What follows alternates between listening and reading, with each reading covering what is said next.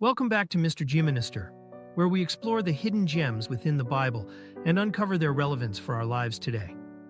Today we're looking at the story of Rizpah, a woman whose persistence and courage led to an extraordinary act of compassion by King David. This story, found in 2 Samuel 21, 1-14, isn't as widely known, yet it carries a message that resonates with themes of love, justice, and redemption. Let's journey together into the life of Rizpah, a mother whose love knew no bounds, and whose actions forever marked her place in the Bible as a symbol of unwavering devotion. The story begins during the reign of King David, when Israel is suffering from a severe famine that has lasted for 3 years. David, recognizing that this famine may be a sign of divine displeasure, seeks guidance from the Lord. The Lord reveals to David that the famine is a result of a broken covenant. God tells David, "It is on account of Saul and his blood-stained house. It is because he put the Gibeonites to death." 2 Samuel 21:1. This revelation points back to a sin committed by Saul, David's predecessor. The Gibeonites were a group of people who had made a covenant of peace with Israel during the time of Joshua. However, Saul, in his misguided zeal, broke this covenant by attempting to exterminate the Gibeonites. Although Saul is long dead, his actions have brought guilt upon Israel, and the famine is a consequence of that broken promise. David approaches the Gibeonites, asking them how he can make amends.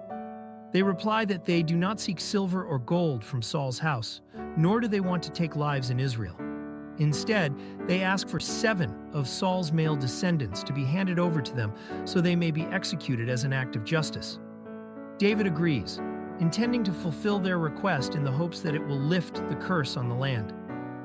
David spares Mephibosheth, the son of Jonathan, due to his oath to Jonathan, but he hands over 2 sons of Rizpah, Armoni and Mephibosheth, a different Mephibosheth, along with 5 grandsons of Saul. The Gibeonites then execute them, and they are hung on a hill before the Lord as a form of restitution.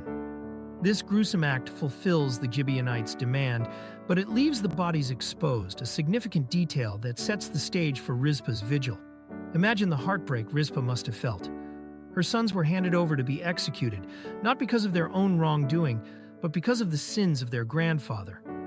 Her grief is compounded by the fact that her sons' bodies are left exposed, vulnerable to the elements and scavenging animals. In ancient Israel, leaving a body unburied was a profound dishonor. It was a symbol of disgrace, and for a mother, it was a wound that went beyond words. Rizpah, the mother of Armoni and Mephibosheth, then takes an action that is both defiant and heart-wrenching.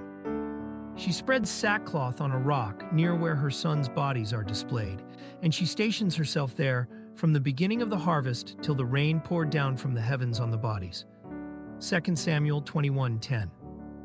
This could have lasted for months, possibly from April until October, as she guarded the bodies of her sons from birds by day and wild animals by night.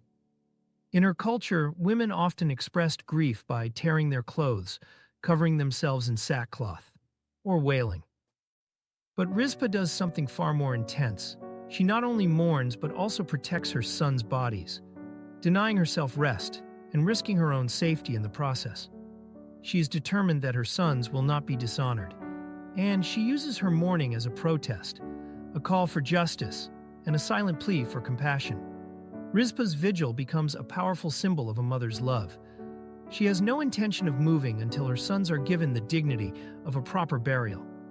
Her persistence and presence say what words cannot: that her sons, though condemned, are still deserving of respect, that they are still human, and that they are still loved. Word of Rizpah's vigil eventually reaches King David.